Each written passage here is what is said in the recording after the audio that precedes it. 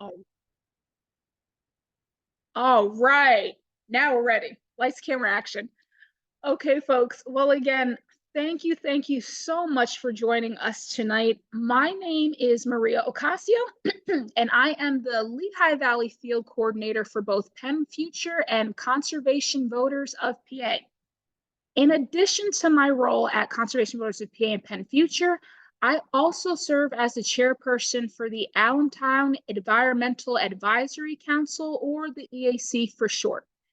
And that's significant because prior to my role as a member and now chairperson at the Allentown EAC, I was really unfamiliar with the role of the sustainability coordinator or manager. I really did not know, what do they do?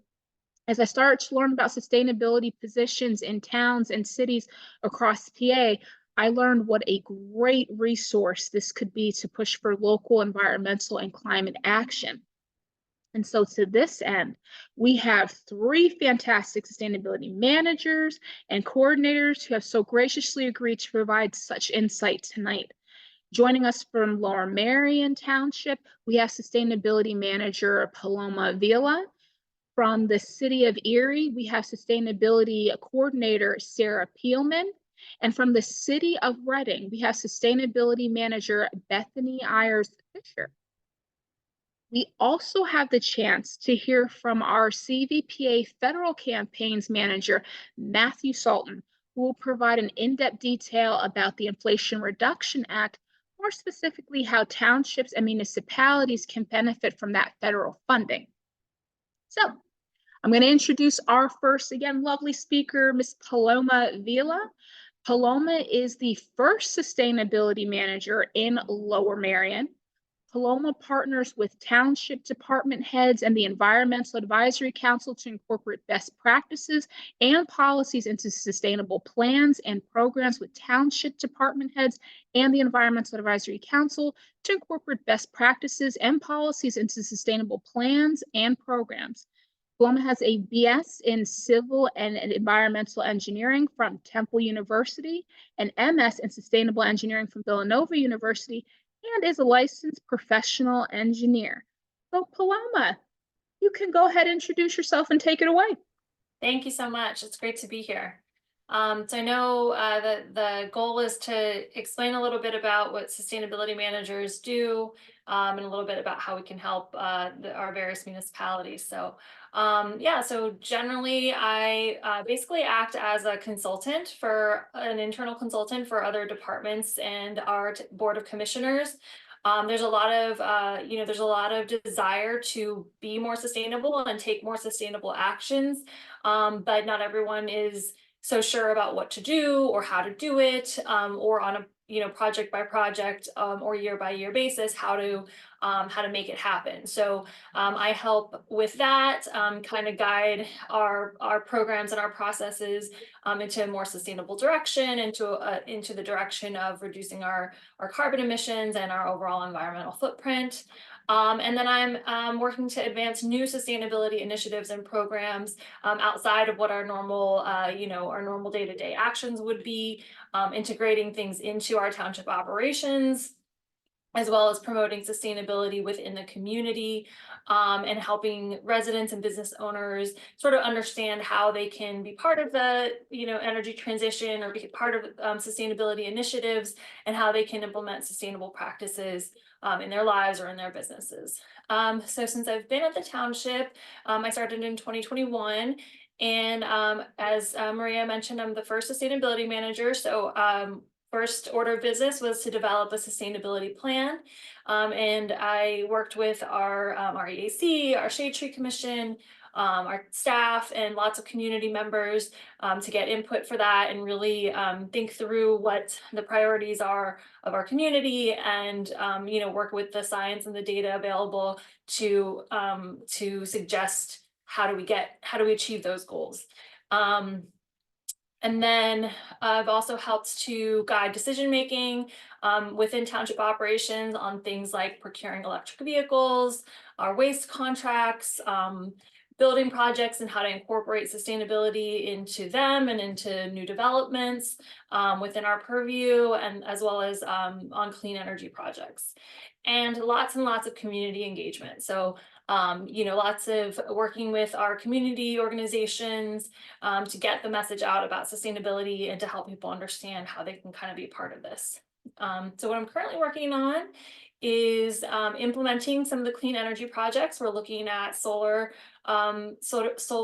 arrays on several of our facilities, and sort of a plan to continue implementing them as and continue converting as much of our electricity as we can to on-site renewable energy. And then looking at some electric vehicle charging projects, working on a sustainability ambassadors program. So again, a way to bring in the community on this initiative and help enable community members to be ambassadors of sustainability throughout the township, and kind of bring the messaging to their friends and their family and their community groups and things like that.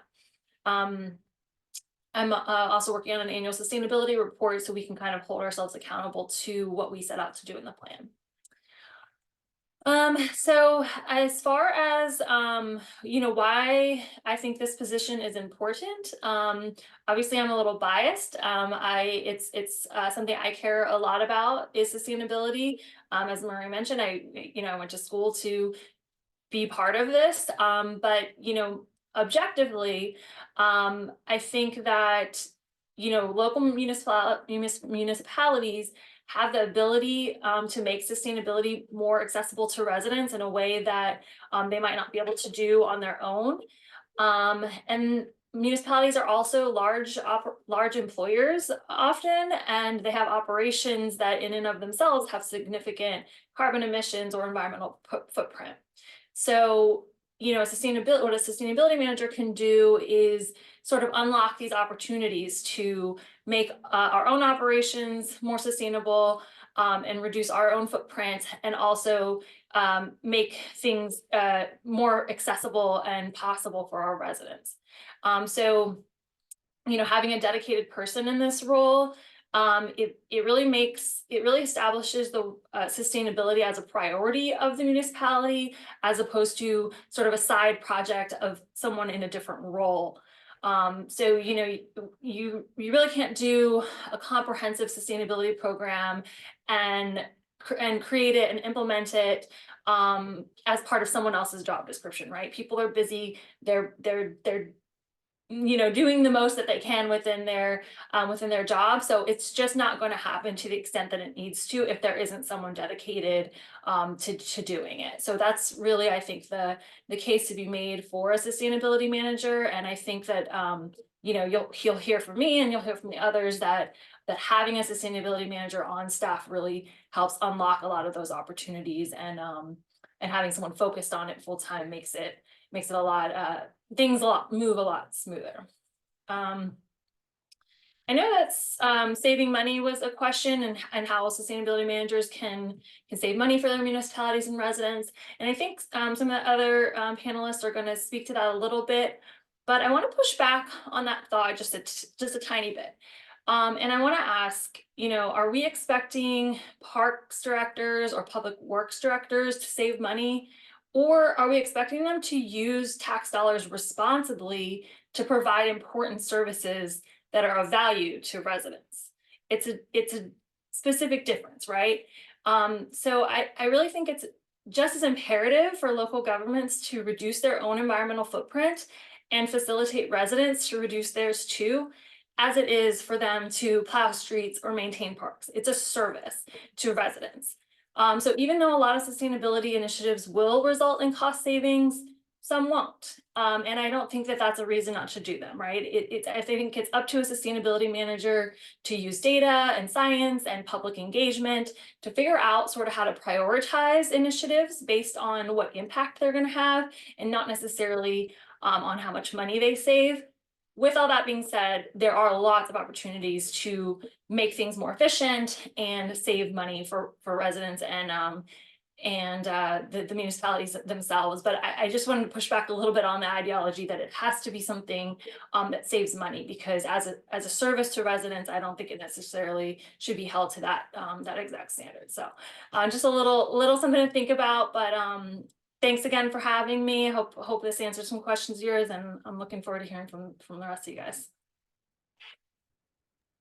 All right, thank you, Paloma. Next, we have Sarah Peelman. Sarah facilitates a diverse range of sustainability programs, including energy efficiency and conservation, recycling, composting, stormwater management, alternative native landscapes, climate resiliency, community outreach, and education. Sarah is an ISA certified arborist, managing the city's urban forest program, and an experienced grant writer. Very cool. Sarah considers being a vigilant steward of our community's resources an essential priority for serving the public. So Sarah, thank you for joining us here tonight. What? Hello, everybody. Thanks for having me. And thank you, Maria, for that introduction. As the sustainability coordinator, I guess I started out at the City of Erie more as the recycling coordinator. And over time, as more and more environmental initiatives started happening, the role expanded into sustainability coordinator. So it started out with helping with recycling and composting education, but I've always loved trees and the environment, and so we didn't have any knowledgeable staff here about trees and arborists. We just had, if there was issues with the trees, the parks department would take care of them. And so I was able to get my arborist certification and then also start helping provide more knowledge to that and making sure we're planting like native trees and only removing dead or dying trees, and also educating the importance of what trees do, because trees don't just, I mean, they shade our streets, but they help in so many more ways. And it's a big part of sustainability that people often forget about, is that green infrastructure in our cities. Not all the infrastructure in our cities is hardscape. We need green space as well, and those trees and parks and all sorts of things like that. So that was really cool. And then we recently, we didn't have an EAC, Environmental Advisory Council, in the City of Erie for a long time. So as the sustainability coordinator for the last 2 years, or for the 2 years it took, I partnered with local citizens and nonprofits to help form an environmental advisory council here. So our environmental advisory council just officially formed and met this year for the very first time. So we did a little backwards in Erie. We had the sustainability coordinator first and then formed the EAC, because with me being the only person at the city advocating for all these environmental programs, I knew I could use a little extra support advocating for some of this stuff. And so we strongly argued for that. And also my strongest partner in helping form that group was folks from our local Penn Future person here up in Erie. And there's what I do, there's so many programs, everything can fall under sustainability, from energy conservation to stormwater best management practices, green space management. Like, there's so many things. And so it's such a large topic. The only reason I can do as many programs as I do is because I rely on the community partners. I rely on strong citizen advocates, on our nonprofit groups, our neighborhood watch groups. And I try to form collaborations and partnerships as much as I possibly can, because if everything just depended on me to get all these projects done, there is no way I would be able to do as much as I do. And so that's one of the really unique, well, I don't know if it's unique to Erie, but it's a real blessing here that we do have so many strong partners that come together and care about these projects. And so it's on 2 levels, like we're doing projects on the city side and the administration side, but we also have that public side and that involvement that is really, really important, because we also want the public to understand why all these programs are important, because as Paloma said earlier, they don't all save us money, but they all do good things for us. Good things aren't always measured in money, like those credit card commercials, right? Like, priceless. And so there's a lot of other things to think about. And so some of the other things I've done since I've been the sustainability coordinator, our recent mayor has been very supportive of many of the sustainability issues, more supportive so than any of our previous mayors. But it's also as the topic of sustainability grows, more and more people learn more about it too. So it is more of a priority in a lot of people's lives than it used to be. So we also established this 2030 district here in Erie, and he pledged to conserve 50% of the energy in some of our public buildings, 50% by the year 2030. And that was a pretty large commitment. And because the mayor participated, we were able to establish the 23rd 2030 district in the whole United States. So that was really cool. And with that, we have support from our local Green Building Alliance, and we do a lot of data measurement of our energy use in all of our buildings, the gas, electric, and the water. And so that's brought it to the forefront of how much energy are these buildings using, and how can we improve the buildings to save more energy. Even small things like lighting upgrades make a difference. A really cool project that we just did up here was our very first solar installation on a public building in the city of Erie. And that project is awesome because we didn't just install solar panels, we also have a battery backup system. And so the reason that's cool is because a lot of times most people think, well, you get a solar panels installed on your roof and then you're always going to have electricity. But what you don't realize is if the electricity goes out, you still don't have electricity either, because those solar panels have to shut down so the repairman can repair the lines without being electrocuted. So the only way to keep your electricity running from the solar panels is if you have battery backup storage that involves its own separate microgrid that disconnects from the main grid, and then you run your house off of the battery storage. And our batteries have their own 18 solar panels that generate electricity for the batteries. And so that's really cool because our panels are on a central fire station, which acts as, it's obviously an emergency management resource center. And so if the grid goes down and all the electricity's out, that fire station can still operate and be the main source of communications to emergency response in our whole city, which is really awesome. And so we're like the first in Pennsylvania to have that on a fire station, and 5th in the whole nation. So that was a really exciting project to be proud of.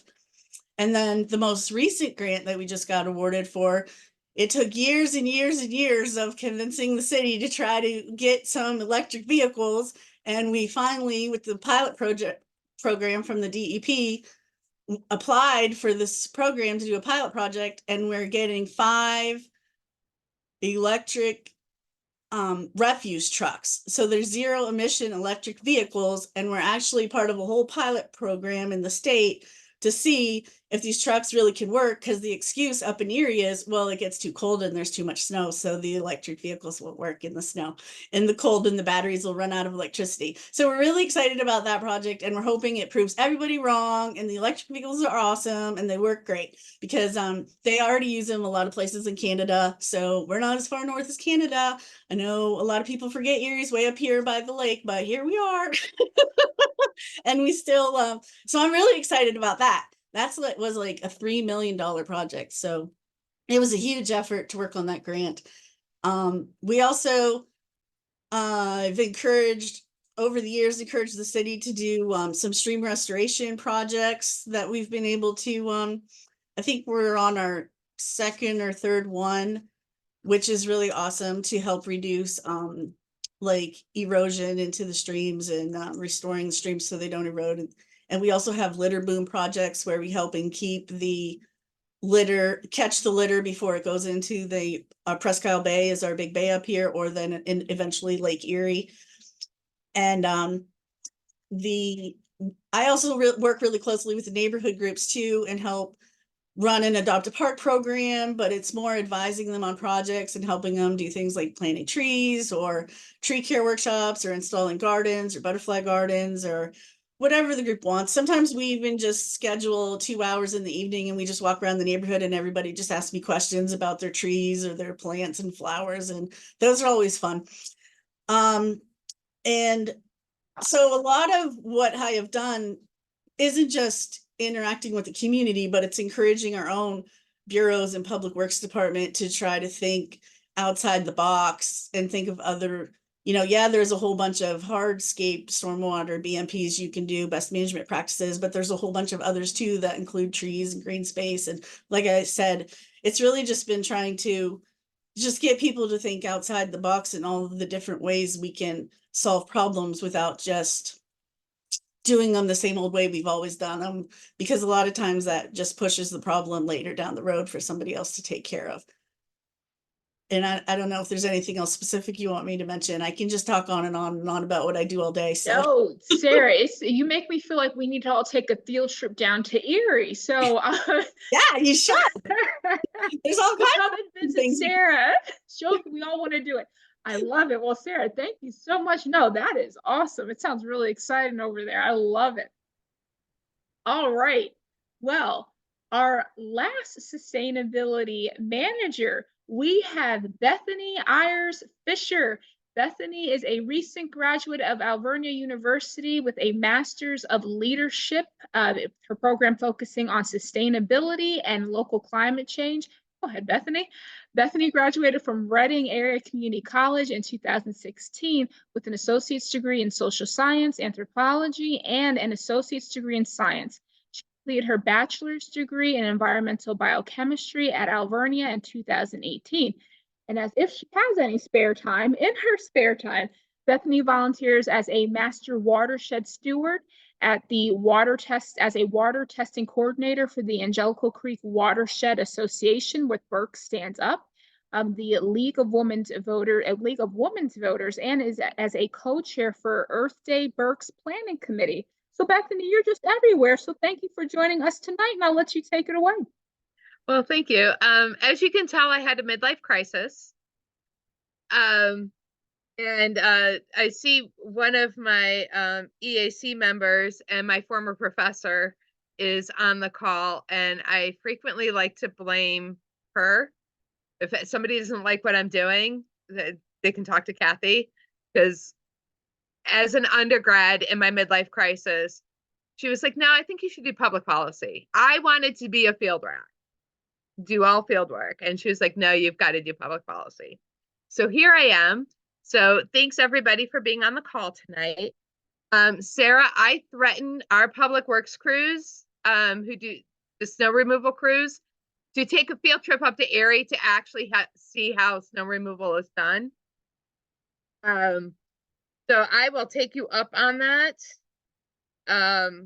So what I do in the role of sustainability manager for the city of Reading, I provide technical assistance to all of our departments and divisions, including our authorities, on anything concerning climate change, environmental health, energy efficiency, and then of course our transition to renewable energy, and also utilizing the triple bottom line to make decisions. How do we get those co-benefits?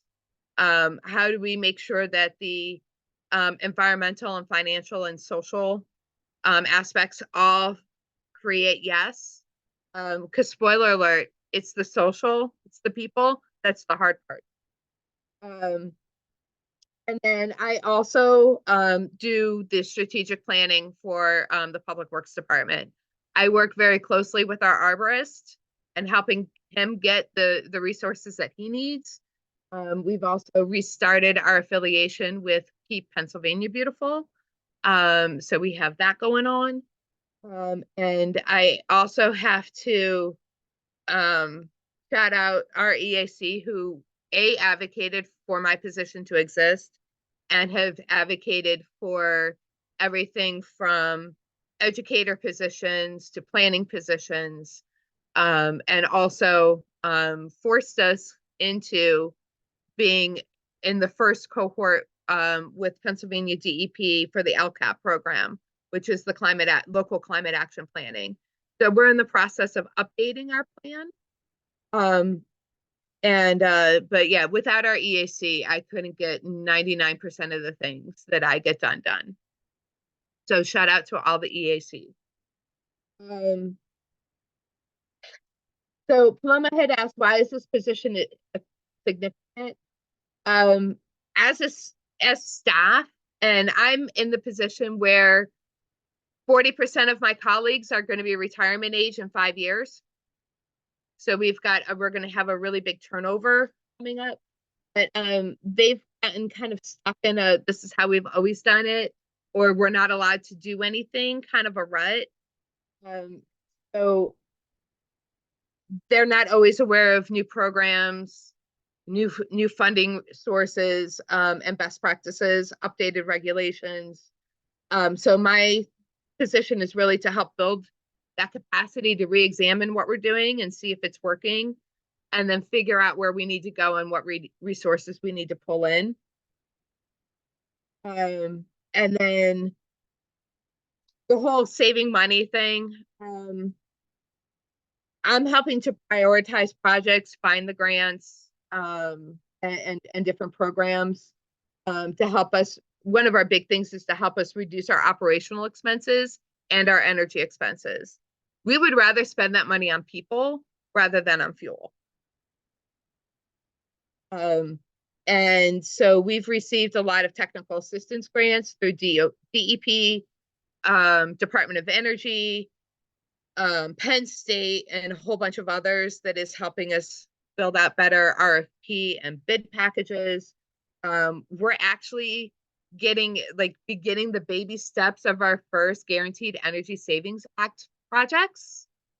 That program's only been around for 20 plus years, and we're going to be doing our first ones this year.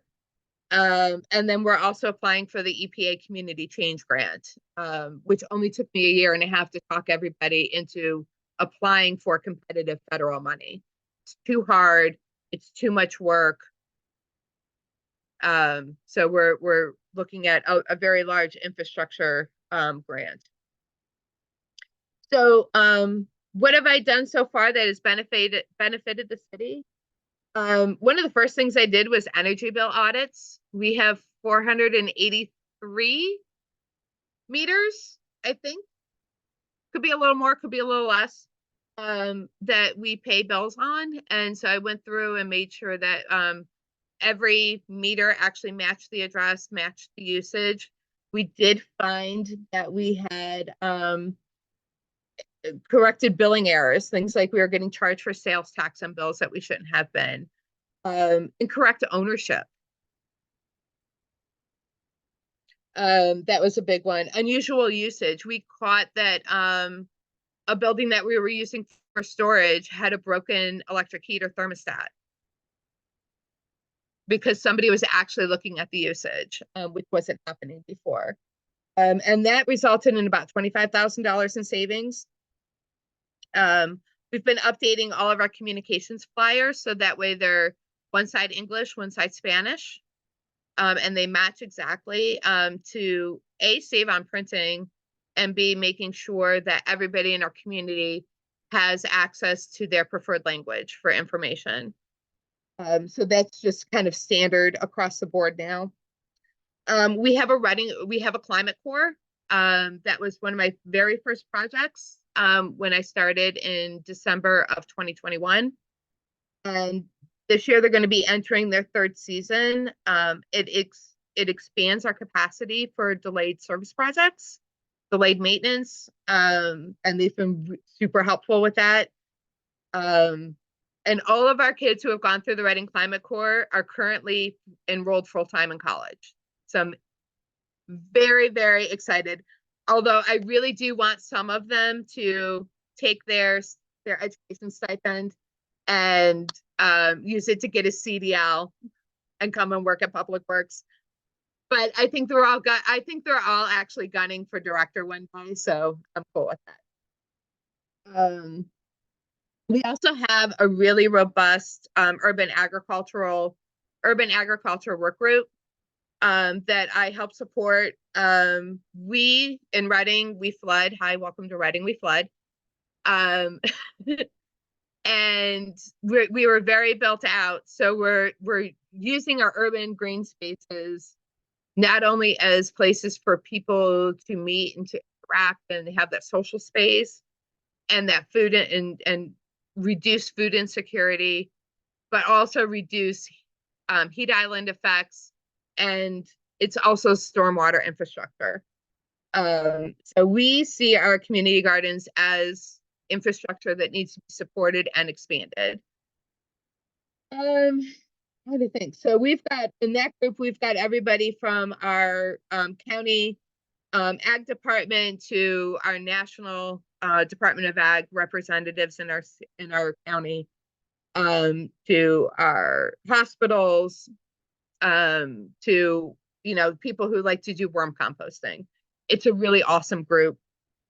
And we are partnering with our farmers out in the county to work together, because guess what? Berks County is an urban county, even though we have a lot of farmland, and working on ways to connect. So what am I currently working on?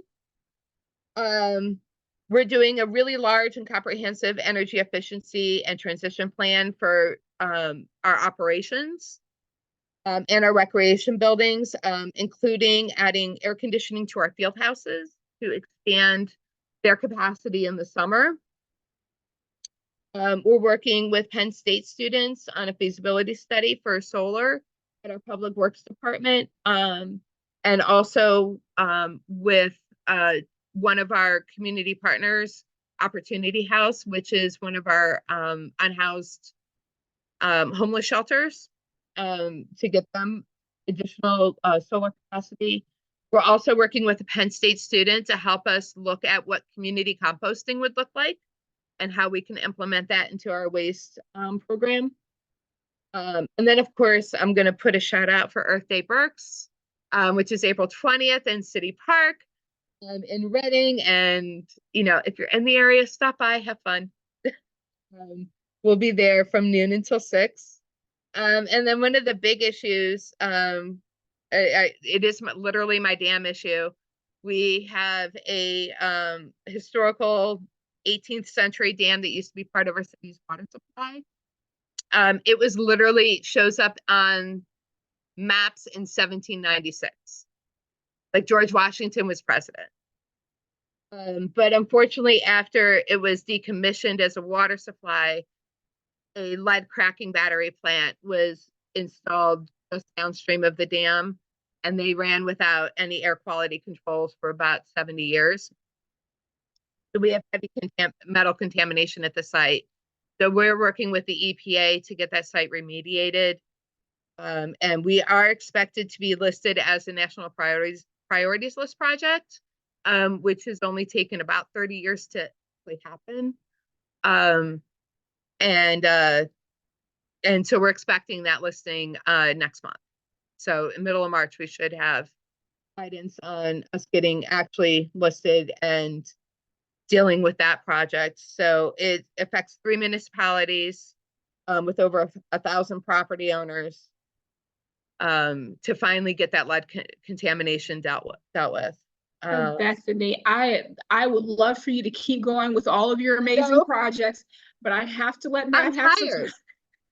No, you are fantastic. It seems like we also need to take a trip to Reading, Lower Man. We need to go to all these places. So field trips we're planning. Anytime. I love giving tours.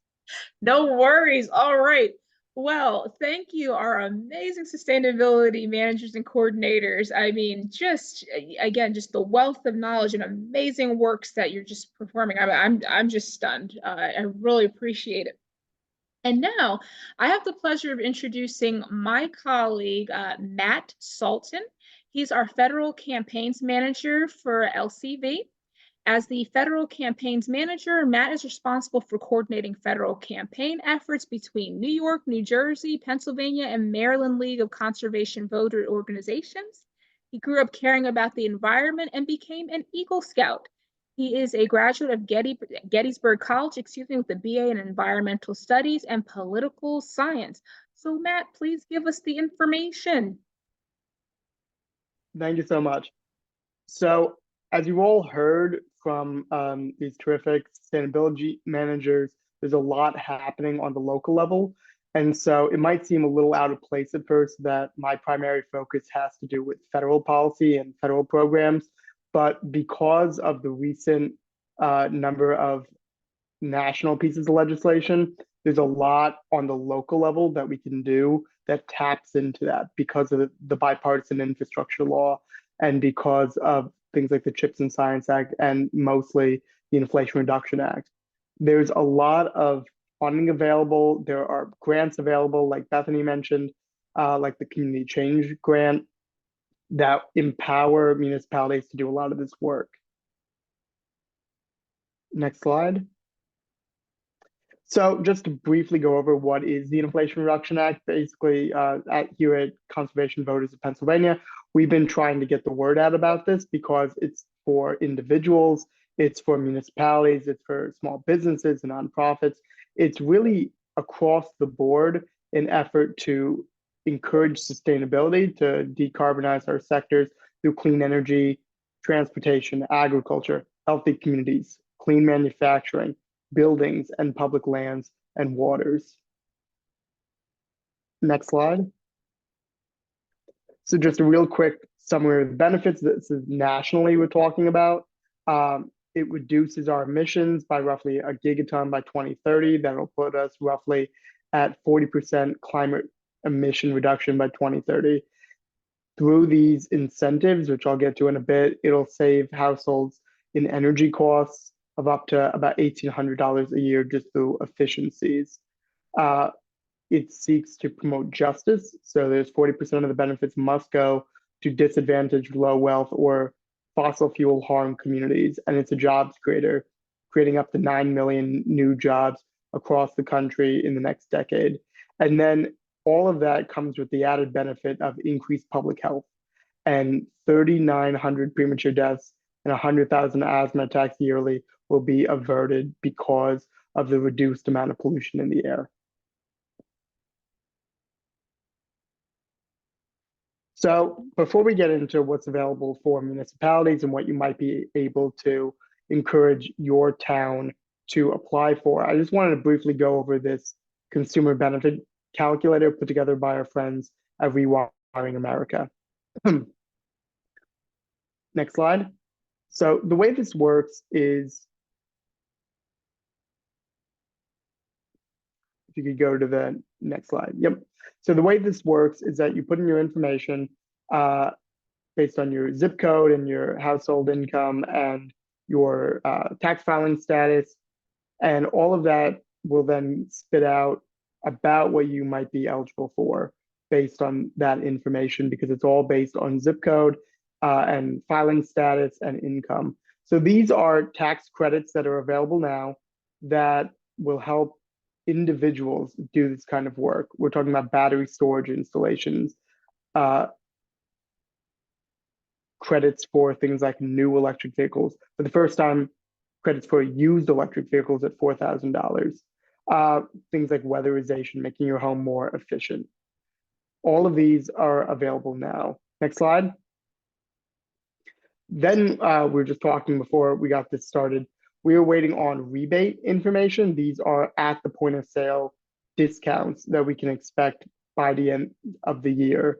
And we'll be putting out more information about that. And that'll be done through the DEP. And again, this is for consumers, individuals. Next slide. So then I wanted to get into what's available for municipalities. And the Inflation Reduction Act put forward a thing called elective pay or direct pay. This is a new thing that we had not had before.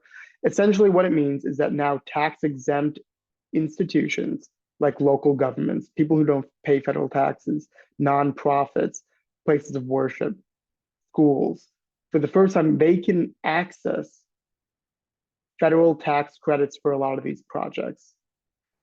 They can access these even though they don't owe federal taxes. And they've set up a portal for this so that you can get funding from these tax credits to actually get these projects moving. Next slide.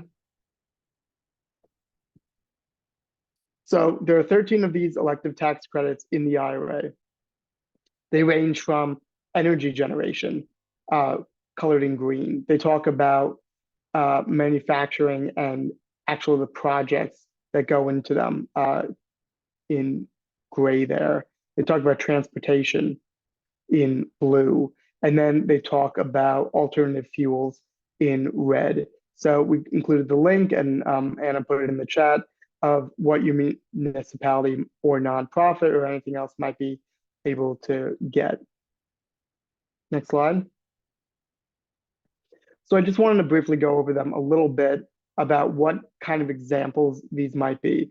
For example, the production tax credit, where your town might be eligible for if you want to put up a solar array or you want to gain energy through geothermal or any of these other things. There's also investment tax credit of small scale solar at 30% if you meet work requirements. There's clean electricity production tax credit for producing clean electricity. Next slide. Is manufacturing. So if you want to manufacture the components that go into solar and wind energy, if you want Allentown, let's say, to become the next hub of producing battery components by doing the final assembly, then you'll be able to get a credit for that kind of thing. Next slide.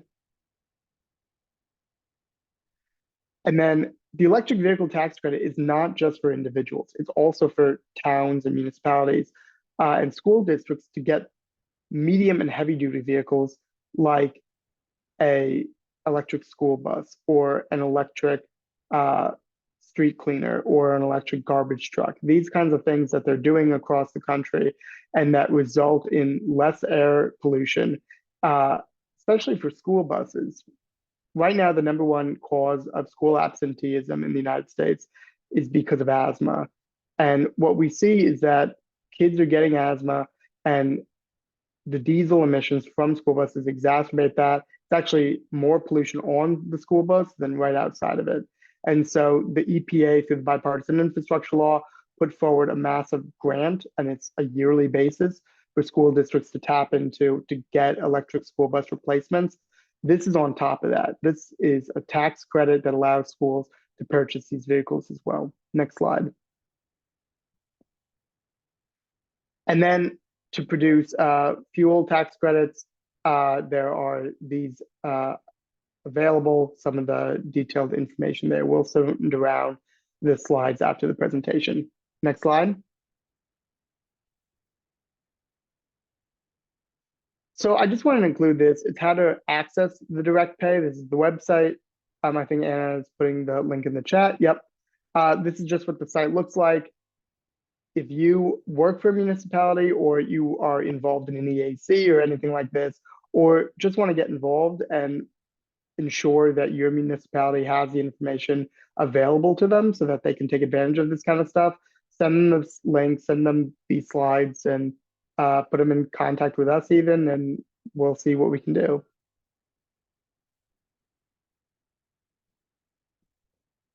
Okay, thank you so much, Matt. We always love to see how we can save money, how we can get some money for projects. That's some key stuff. Thank you, thank you. Okay, folks, so we have time for some questions, and I thank you for submitting. I did see some hands raised. I did see some questions go in, so we're going to try to get through as many as we can. So when a panelist, whoever wants to answer, that is perfectly fine with me. So how possible is recycling on a large scale at this point?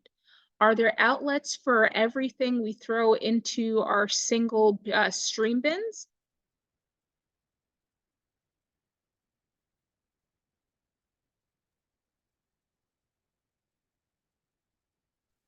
In Berks County, and I do have to say Berks County, we do have a pretty circular economy. Not all of our plastics are like ones and twos are, we have absolute markets for. But most of our stuff is staying local or regional. So our all of our cardboard and paper is going back to a plant in Reading to be changed back into cardboard boxes.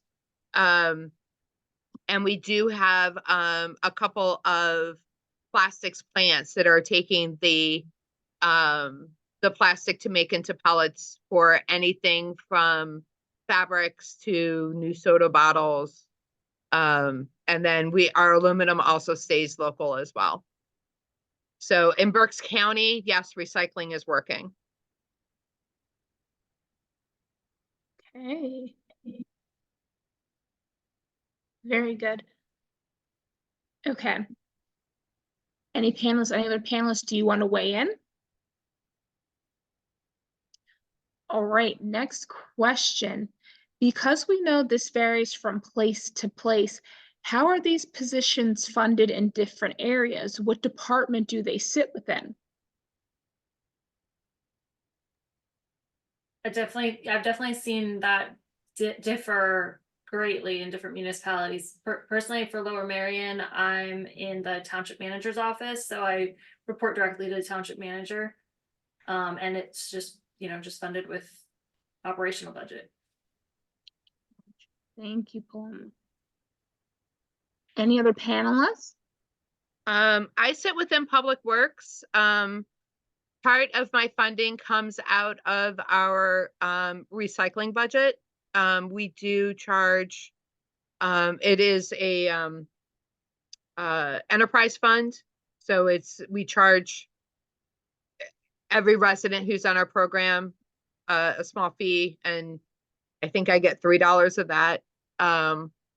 And then I'm also partially funded through our local water authority, who decided that some of their money coming back to the city needs to sit in my department, because I help them and they think my position's very important.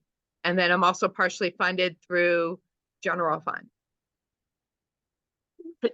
Thank you, Bethany. Your position is important.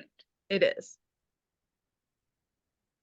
And Sarah, I didn't know if you wanted to add on before I put my 2 cents in. You can go ahead. Okay, my 2 cents, just full transparency, at least for the city of Allentown. Again, we just had this position placed into the upcoming budget, and this position will sit in the Parks and Recreation. So I'm really excited to see what we do, what projects we work on. So really appreciate that one. Excuse me, folks. Second question. How has having a full-time position focused on sustainability help you focus on addressing some of the inequities in your region relating to environmental protection?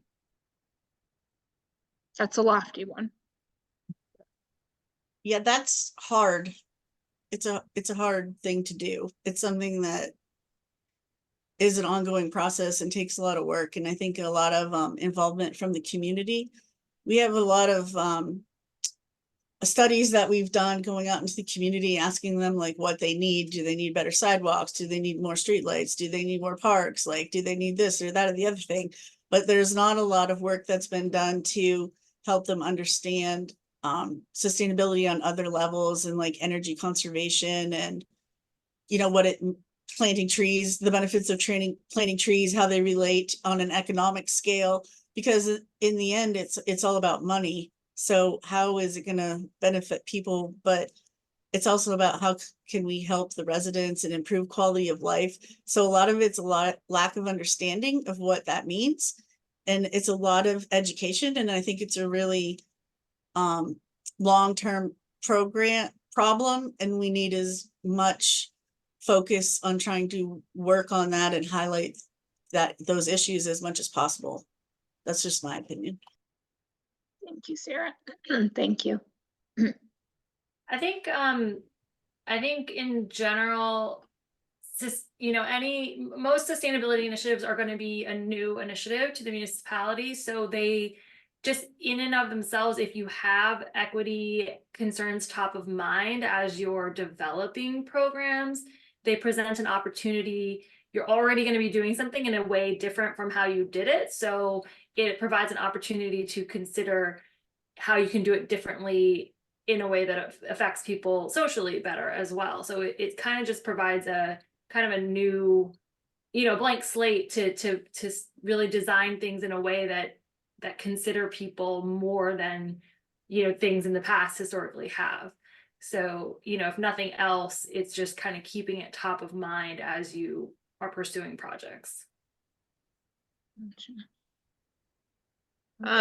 In Reading, our entire city is an EJ community. So we are looking at everything from the most vulnerable standpoint. So if we plan for the most vulnerable in our community, then the rest of us will be okay, instead of doing it in the reverse. And it's hard. It's really, really hard. I frequently swear. I have done a lot of historical deep diving to figure out why a decision was made and who made that decision. And if I had a TARDIS, yeah, I can't be responsible for those actions. But one of the really cool things I learned doing our deep dive is Reading is an MS4 community. We installed our first wastewater treatment plant in 1895. And so the thought at the time was it would be cheaper to do a combined system. And there was an actual fist fight between our city engineer at the time and the mayor and the city council, and the engineer won. Oh my God. Which not only are we thankful for now, but everybody downstream of us are thankful for. So it's worth having, not hands are for helping, hands are for helping, hands are for helping. But it's worth having those arguments about. You know, and we have those arguments internally. Absolutely. I've threatened to wrestle a few Penelec representatives wanting to cut trees in a ditch or two in my time. Mm-hmm. You know, I'm seeing a connection here, folks. In my spare time, I too like to box. I don't know, maybe environmentalists are low-key trained boxers, wrestlers. I don't know, but hands are for helping. We're going to use these hands to plant a lot of trees this year. That's just fun. And for folks, for those of you who don't know, Bethany, I really appreciate you bringing up EJ, environmental justice groups, and I do really appreciate you honing in on more marginalized communities and how those folks are, you know, disproportionately impacted. So I really do appreciate that. All right, I think we have time for maybe one more question. But many of you addressed some of this in your comments, but multiple attendees like Jen, Mike, and others have asked about what efforts you're doing to help lower carbon footprints in your regions, reduce emissions, and increase energy efficiency. And can you at least could you all folks just list at least 2 or 3 projects maybe that's gearing towards this goal, if you haven't? City of Reading has about a $4 million energy spend a year. We need to cut that down. And as we cut down our usage, obviously that's we cut down our spend or cutting down our usage.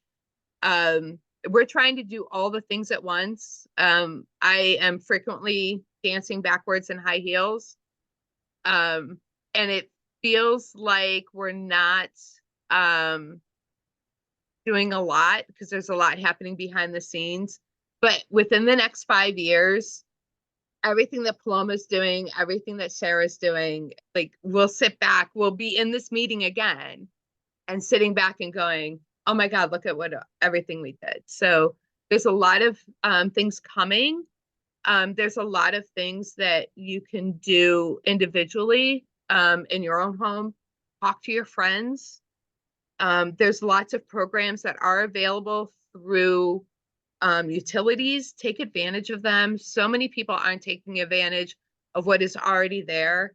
And as we are gearing up for an influx of funding for things like, getting heat pumps and doing more solar projects and things like that, we're getting ready for it. And so if our neighbors can get ready for it, that's going to help us all out. If you're in Reading or Berks, I put my email in the chat. Maria can get you in touch with me. I'm happy to talk to you. Like I said, we're doing a lot of community outreach. We have goals to be at 100% renewable by 2050. It seems like it's far away. It's only 26 years away. I want to be able to retire and look back and say, we did it. Right now I'm working on getting the city electricity at 100% renewable in the next 6 years. Nice. Awesome. Bethany, I'm glad you brought up the guaranteed energy savings program earlier. And if Yeah. people don't know what that is, definitely recommend looking it up.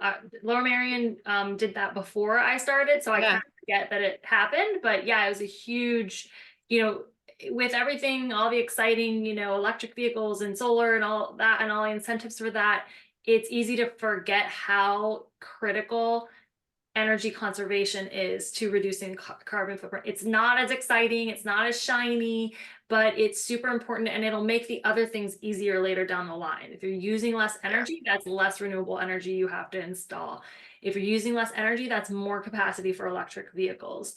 So it's a big one. Definitely look into, conversion of streetlights is a big one. A big waster of energy is old light bulbs and streetlights. And then, yeah, the Guaranteed Energy Savings Program is a great way for municipalities, especially cash-strapped municipalities, to do energy savings projects and not spend a ton out of pocket, up front for it.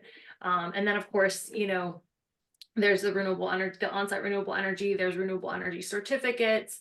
It may be in the meanwhile until you can go 100% on site, or if you can't go 100% on site, and the electrical vehicles as well. And don't let anybody tell you that it's not worth doing electric vehicles, even if you're charging on a dirty grid, because study after study has shown it's still worth it.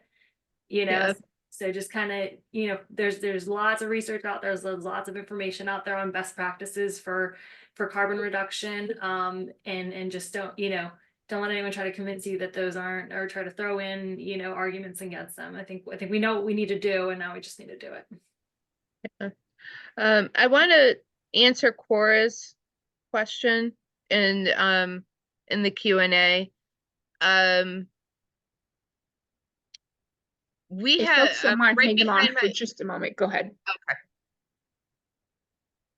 And Sarah, well, actually, before you go and answer that question, Sarah, is there anything you wanted to discuss about projects that you're working on?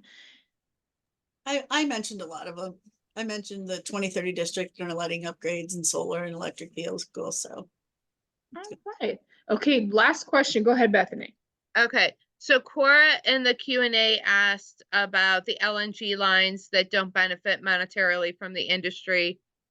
It's a problem. It's the same problem with our sister communities that have fracking going on.